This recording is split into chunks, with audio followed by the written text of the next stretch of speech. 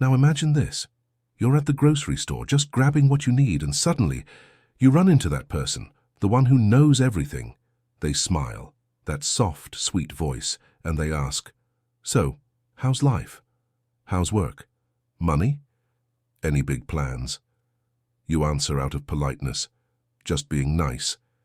And without realizing it, you've opened a door. Later, you feel it. Your energy drops. Your head feels heavy.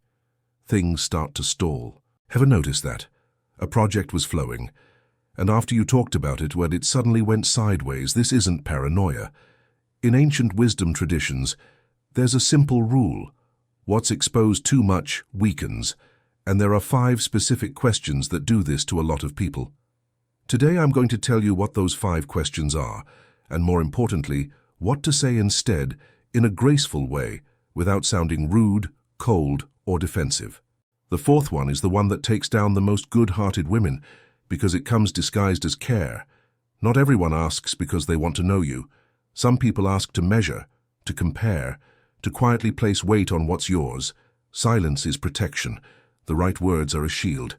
If you want to learn this with me and feel more protected, more grounded, subscribe now.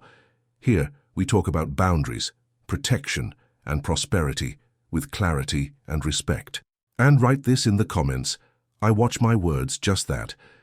Because when you say it out loud, you remember, and you don't fall into the trap again. Now, take a breath with me for a second. Because what I'm about to tell you is simple, but it changes everything. There's an old rule, and honestly, a very human one, that shows up across many wisdom traditions. What you expose too much weakens. Not because you deserve something bad, but because when you open your life too wide, you invite comparisons, opinions, curiosity. And that creates weight. I'm not talking about being cold, harsh, or suspicious. I'm talking about elegant boundaries, about protecting what's yours without fighting anyone. So let me give you the first key before any story. The first question sounds harmless, but it's one of the biggest peace killers out there. So how's work going? Or are things going well? Any new projects? Big opportunities coming up? When you answer with details without realizing it, you give people space to measure you, compare you, form opinions, and that messes with your energy, your focus, your calm. So remember this, because this is what you'll start using from now on. When someone asks, you smile calmly and you say, "I'm doing well, thank God," or simply, "All good," and you stop there. No explaining, no justifying, no sharing plans, no numbers. Because people who truly wish you well don't need a report, and people who don't need access. Stay with me, because I'm about to walk you through all 5 questions, and especially the right response to each one, without guilt. Before I continue, I want to be very clear, calmly and respectfully. What you're hearing here is educational and symbolic content about something that changes a lot of lives: discretion, boundaries, and care with words.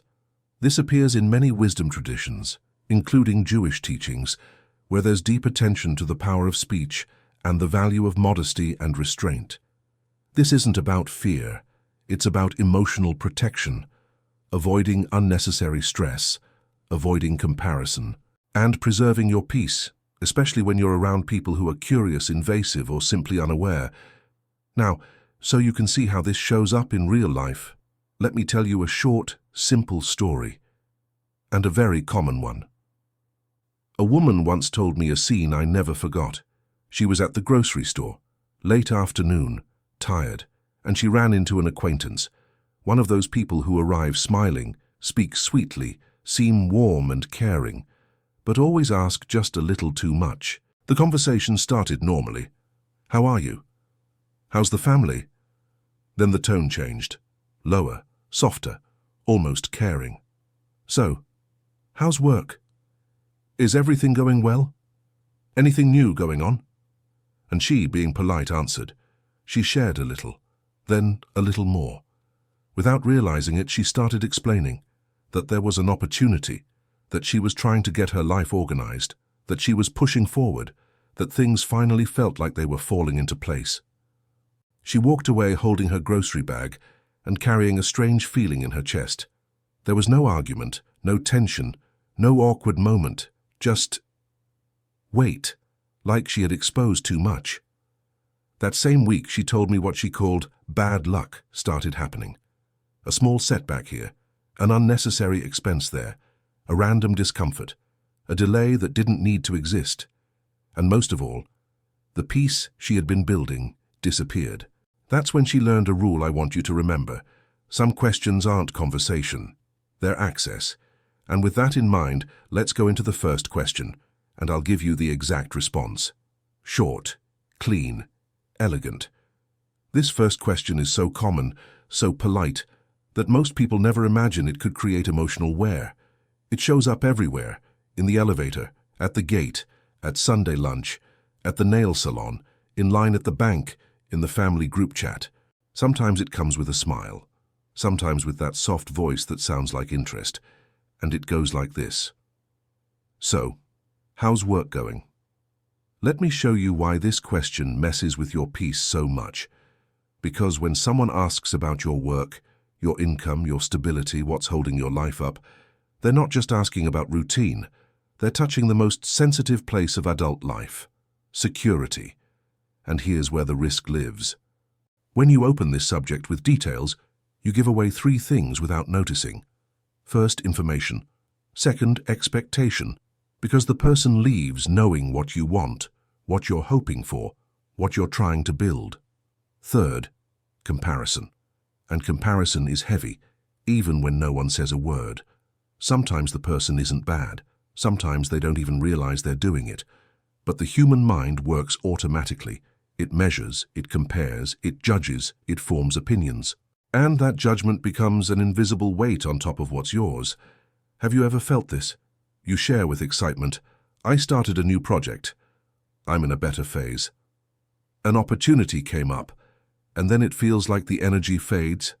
That happens because what's just beginning needs silence, needs roots. And when you shine too, see much light on it too early, before it's grounded, you pull energy from the wrong place, your focus. Now pay attention to something important. I'm not telling you to be cold. I'm not telling you to be unfriendly. I'm not telling you to turn into stone. I'm telling you to learn how to close the door with elegance. Because there's a huge difference between being polite and being exposed. And here's the most common mistake good, hard-working, honest women make. Someone asks, how's work going? And she answers sincerely with an open heart and starts explaining, oh, I'm doing this now. Well, I'm working on a project. My boss said, if this works out, then I'll... And suddenly she's given a full life report. So what do you do instead? You use a short response. A response that closes the door with respect. And you stop there. You smile. You breathe. And you simply say, I'm doing well, thank God. That's it. If the person insists, you repeat it differently, without opening more, I'm taking it one day at a time. I'm working and getting organized, thank God. Notice something? No numbers, no details, no plans, no explanations, because too much explanation is an invitation. And here's a detail that changes everything. The person who truly loves you doesn't need to know your salary, your project, your step-by-step plan. They'll be happy for you when you win. And the ones who don't love you that much don't need access. Now I want you to pause for a second and observe yourself. Do you answer because you're afraid of sounding rude? Do you explain too much because you feel guilty about not being nice? Then keep this sentence as an inner reminder. I don't owe access to anyone. You owe respect. You owe courtesy. But access? No. And if this already gave you a small wake-up call, do this with me real quick. Subscribe to the channel. Because from now on, I'm going to give you ready-made responses, short phrases, and simple rules so you can live with more protection and less emotional drain. Now hold on to this. The second question is even more subtle, because it doesn't ask about what you have today. It asks about what you want to do tomorrow. And that's where a lot of good things fall apart before they're even born. The second question sounds nice. It sounds like interest. It sounds like support. It sounds like close conversation. But it's one of the most dangerous ones, because it doesn't pull from your past. It pulls from what's still forming. It comes like this. So, what are your plans? What do you want to do this year? Are you thinking about changing jobs? Any big moves coming up? Pay attention. That question is a key, and not everyone deserves that key, because a plan is a seed. And seeds don't grow in public squares. Seeds grow underground, in the dark, in silence, until they're strong. When you share your plans too early, two things happen, and both drain you. The first one is internal. You release energy too soon. You feel relief just by talking, and without noticing, you lose that quiet fire that was pushing you forward. It's like a part of your mind says, okay, I already told people. I already did it. But you didn't. The second one is external. When you talk about plans, you turn on the opinion machine. The person might even like you, but they'll comment, they'll compare, they'll measure, and sometimes they'll plant doubt, not out of cruelty, but out of habit. And doubt is like cold water poured over a project that was just starting to warm up. Let me tell you a very real scene. A woman once told me she was finally getting her life in order, paying bills, breathing again. She had decided to go back to school, make a change calmly, nothing reckless, something serious and responsible. At a family lunch, someone asked, with that caring tone, "So, what are your plans? What are you going to do with your life now?" And she answered. She said she was going to study, that she was preparing, that she had a goal. Within minutes, the comments started. "But aren't you a little old for that? Does that even make money? Do you really think you can handle it? Wouldn't it be better to just stay where you are?" She left that lunch feeling smaller inside, tired, like she had to justify her own dream. And the next month, she froze, not because she was weak, but because she exposed a fragile plan in the wrong place. So remember this, a good plan needs silence. And what do you say when someone asks you that question? You use a response that closes the door without being rude, a response that sounds kind but gives nothing away. You smile and say, "I'm taking things step by step," or "I'm letting things come together in the right time," or if the person insists, "When it's settled, I'll share," with a smile, with calm, without guilt. See the difference? You're not lying. You're protecting. Because there's a difference between being transparent and being too available. And I'm going to give you a rule that's worth gold. People who truly love you don't demand details. And those who demand details often aren't trying to help. They want to compare. They want something to talk about. They want to feel a sense of control. Now write this in your mind. I don't owe my tomorrow to anyone. Your tomorrow belongs to you, to your peace, to God, if that's how you believe, but not to other people's curiosity. And let me ask you something simple. It really helps the channel reach more women. Comment just 2 words below. Step by step. It's short, it's discreet, and it becomes a reminder for you too every time you come back here. Now get ready, because the third question is the one that creates pain inside families. It comes disguised as concern, but when you answer it, you may open the door to requests, pressure, and even resentment. Take a breath, because up to this point you've already gained 2 things that are priceless. First, when they ask about your work, you don't explain. You close with elegance. "I'm doing well, thank God." Second, when they ask about your plans, you don't give away your future. You protect the seed. "I'm taking things step by step." But now comes the third question, and this one is delicate, because it touches family, trust, that quiet pressure so many women carry. And I want to warn you in advance so you recognize it instantly. It almost never comes aggressively. It comes with the face of care, with the tone of concern. It sounds like advice, but if you answer with details, you may open a door that's very hard to close later. Here it is. The third question is one of the most dangerous because it doesn't just touch curiosity, it touches need. And when need enters the room, relationships change. It can come in many forms. Do you have money saved? Have you managed to put something aside? Do you have an emergency fund? Are you able to save? Is your money growing at all? Most of the time it comes from family, sometimes from someone you love, sometimes even with good intentions. But that's not the point. The point is this: when someone knows how much you have, their mind starts creating possibilities, and possibility turns into open doors. And I know this is a sensitive topic, especially for women, because many women carry the household, the children, their parents. Sometimes they carry everything and still have to smile. So, I'm going to say this with deep respect and honesty. Your savings are roots, and roots are not meant to be exposed, because money saved is not extra. It's security, it's breathing room, it's peace. It's the difference between sleeping calmly and sleeping in fear. And when you reveal this, even unintentionally, you can create 3 situations that destroy your peace. First, people start measuring what you could do for them.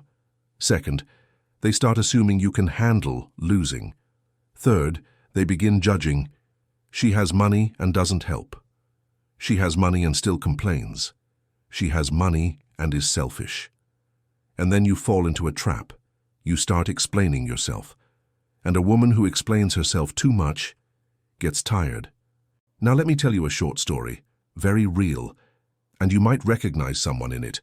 A woman, let's call her Patricia, spent years getting organized, saving little by little, no luxury, no showing off, cutting corners here and there, doing what most people don't, being consistent.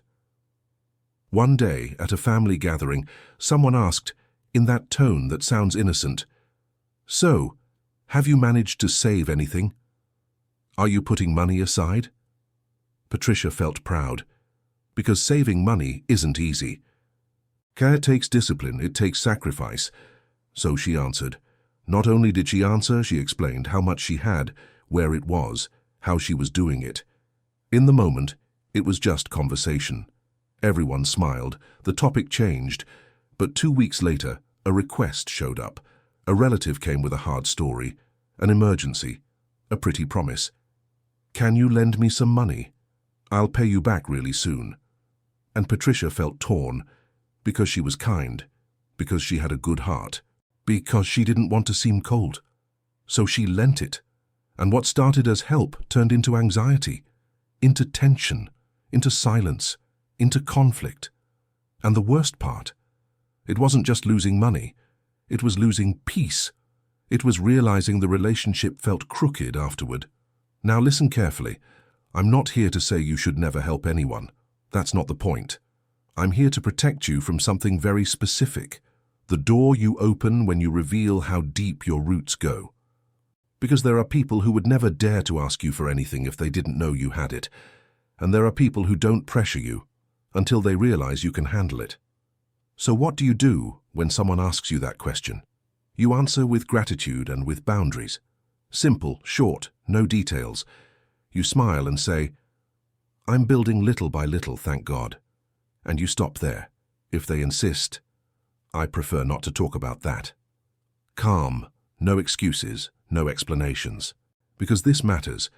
When you explain too much, you create space for negotiation, and boundaries are not negotiable. Now, if the question comes from someone very close, someone you truly believe has good intentions, even then, be careful. Because even people who love us can get confused when money enters the picture. And I want to give you a sentence to keep in your heart, especially if you struggle to say no. I can be kind without being available. Repeat that quietly to yourself. You can be generous without opening your entire life. You can love without giving a report. You can help without letting the ground be pulled from under you. And now we're at a perfect moment, because I want to ask you to do something that helps this channel reach more women who truly need to hear this. And it might save someone from real suffering. If you know a friend, a sister, a neighbor, someone who lives under family pressure, who feels guilty easily, who lends money and then cries alone afterward, share this video with her. You don't need to explain much. Just send it. Because sometimes she won't hear it from us, but she'll hear it when it comes through a calm, firm voice like this. Now stay with me, because here comes the 4th question, the one I promised at the beginning. It comes disguised as affection, and it touches a place where every woman is sensitive. It asks about your health. And if you answer it the wrong way, you may carry a weight that was never meant to be yours.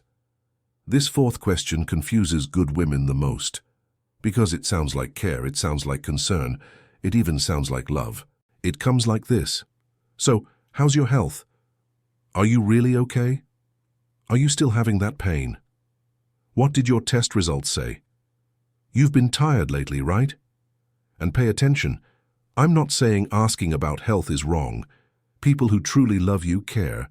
Real family wants to know. The problem is when that question comes from someone who isn't close to you, someone who suddenly shows up, someone who hasn't checked on you in months, but now seems too interested in your body, your tiredness, your fears, because that touches a very delicate place, vulnerability. And women, especially after a certain age, already carry a lot in their bodies and minds. They carry concern for their children, for their partner, for their parents, for the bills, and sometimes they even carry guilt for being tired. So when someone asks that question, you can fall into a dangerous habit. You start explaining. You list symptoms, you repeat pains, you replay worries, you turn a difficult phase into an identity. And here's a psychological truth, strong and very real. What you repeat with emotion, your brain learns as fixed reality. If you keep saying, I'm weak, I'm sick, I can't handle this, I'm exhausted, you're not just being honest, you're reinforcing a mental pathway. You're training your attention to look for signs of worsening. This doesn't replace medical care. It doesn't replace responsibility. But it does affect your energy, your mood, your courage. And there's another important detail. When you give health details to curious people, you open space for two things that drain you deeply: opinions and fear. The person starts saying, oh, that's dangerous. You need to do this. In my family, that went really bad. And suddenly you walk away carrying panic that wasn't even yours. That strange curiosity. Some people feed on bad news. Some people like knowing about other people's pain. And that pulls your peace downward. Let me show you a scene that happens to many women. She's already in a sensitive phase, sleeping poorly, worried, maybe dealing with tests, maybe with aches. She's trying to stay strong. Then someone asks, so how are you really doing? Is something wrong? And she opens her heart. She tells everything, even things she hadn't fully admitted to herself. And at the end of the conversation, she realizes she feels worse than when she started. Not because the person did something, but because she exposed herself in the wrong place. So the rule here is simple and deeply protective. Your health is not a conversation topic for just anyone. So what do you say? You respond with firmness and with hope. Short. No details. You smile and say, I'm taking care of myself, thank God. Or, I'm in a process of healing. And you stop there. If it's someone close, someone you trust, then you choose how much to share with discernment. But with curious people, invasive people, people who don't have a right to your intimacy, you close the door with elegance. And I want to bring balance here because this matters. If you have symptoms, if you're in pain, if you need answers, see a doctor. Take care of yourself. Do your exams. Be responsible. But don't turn your health into hallway conversation. Don't make it a topic for people who won't be there when anxiety hits. Some things are handled with professionals, and some things are protected with boundaries. Now I'm going to give you an extra script for when someone insists like this. But are you sure you're okay? What do you have? Tell me. You look calmly and say, I appreciate the concern, but I prefer not to talk about that. And then you change the subject. Simple. And if you feel like you always end up sharing too much just to be polite, keep this sentence as a shield. My body deserves privacy. Repeat that quietly to yourself, because privacy is not coldness. Privacy is care. And now I'm going to tell you why this question is the one that takes people down. Because once you feel vulnerable, you become more open to the others. And then comes the fifth question, the most common of all, and the one that activates comparison the fastest. It shows up when you buy something, when you change a small thing at home, when you show up with a new outfit, and someone asks, how much did it cost? And that's where a lot of peace disappears because of a number. This fifth question is the most common, and that's exactly why it's the most dangerous. Because it appears when you're simply happy about something small. You buy a bag, a pair of shoes, a phone, an appliance. You fix something at home. You replace a piece of furniture. Sometimes it's not even a big purchase, just a small upgrade. And then someone asks with a smile that seems normal, "How much was it? Was it expensive? How much did you pay? Did you pay cash or put it on a card?" And once again, you answer out of politeness, sometimes even with pride, because you worked for it. And that makes sense. But here's the problem. When you reveal the price, you reveal your level. And comparison turns on instantly. The other person starts doing mental math. They think about whether they could afford it. They think about whether you're doing better. They think about what you can or can't do. And even if they don't say a word, a weight is created.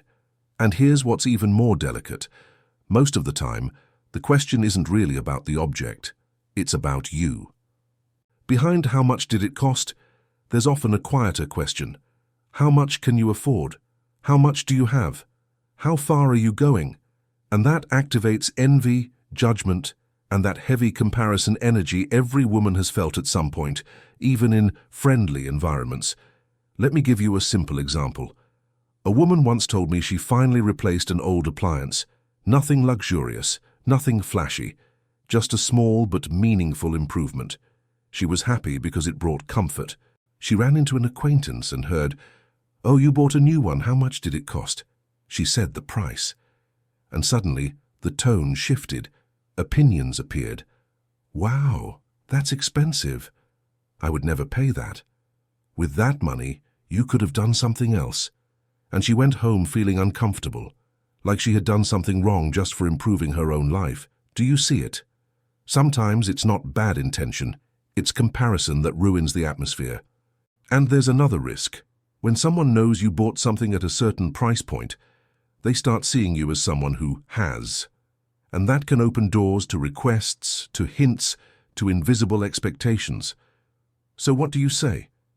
You use a response that sounds kind but gives no numbers. You smile and say, "I'm grateful I was able to get it." Or, "It was a blessing." If they insist, "But how much was it?" you repeat gently, "What matters is that it's been good for me." And then you change the subject, because you don't need to justify an improvement in your life. You don't owe anyone numbers. You don't need to hand ammunition to other people's opinions. And here's a sentence I want you to keep as a golden rule. Numbers are an invitation. Numbers invite comparison. Numbers invite judgment. Numbers invite intrusion. And when you remove the number, you remove the access. Now, I know some people will say, "But I have nothing to hide." And I agree. This isn't about hiding, it's about protecting. You're not hiding guilt, you're protecting your peace. And to close out the 5 questions, let me recap quickly with you. How's work going? Short and closed. What are your plans? Protect the seed. How much do you have saved? Roots are not exposed. How's your health? Privacy and hope. How much did it cost? No numbers, no access. And if this brought you clarity, I'm going to ask you for something. Because this channel is new and I want to build a strong, serious and welcoming space for women like you. Subscribe now. Because in the next video, I'll give you something even more practical. Replacement phrases, short, ready-to-use responses for any situation so you don't freeze, don't over-explain, and stay elegant. And now, the most important part isn't just knowing what not to answer. It's creating a habit of protection that keeps you grounded on the inside.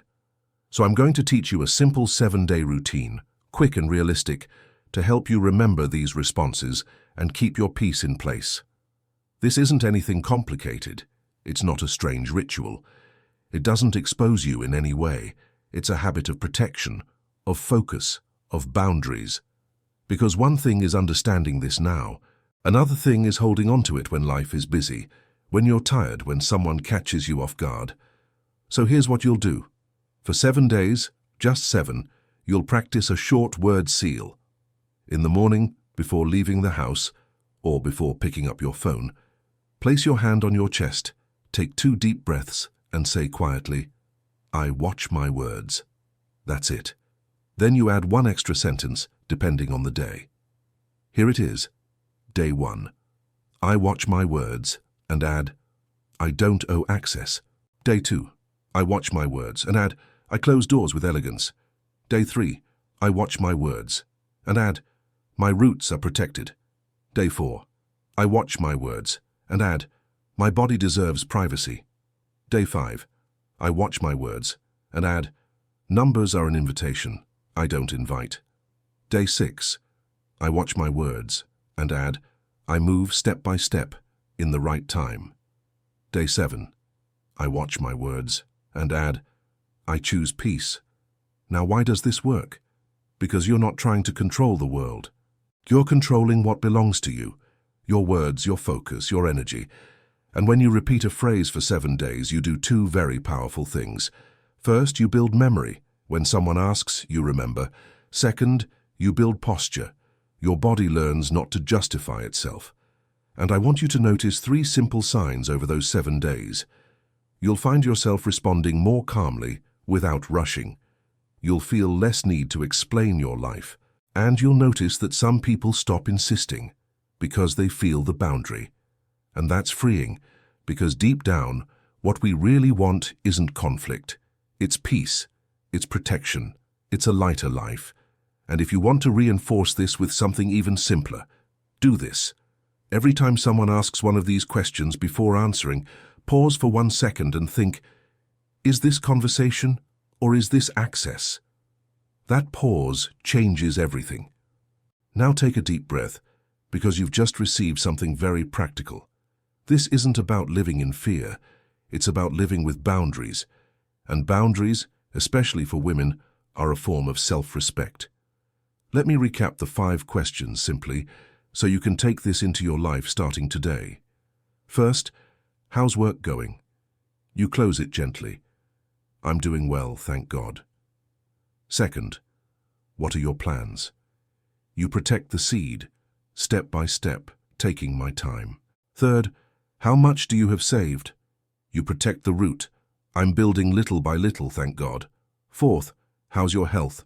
You preserve privacy. I'm taking care of myself, thank God. Fifth, how much did it cost? No numbers. I'm grateful. It was a blessing. See the difference? You stay kind, without being available. Now I want to reinforce what we agreed on at the beginning. If this video spoke to you, write in the comments again, calmly, as a decision. I watch my words. And if you can, reply to another woman's comment below with a simple message of support like, wishing you peace and protection. That creates a beautiful chain, and it also helps YouTube understand that this content matters and should reach more people. And of course, subscribe to the channel.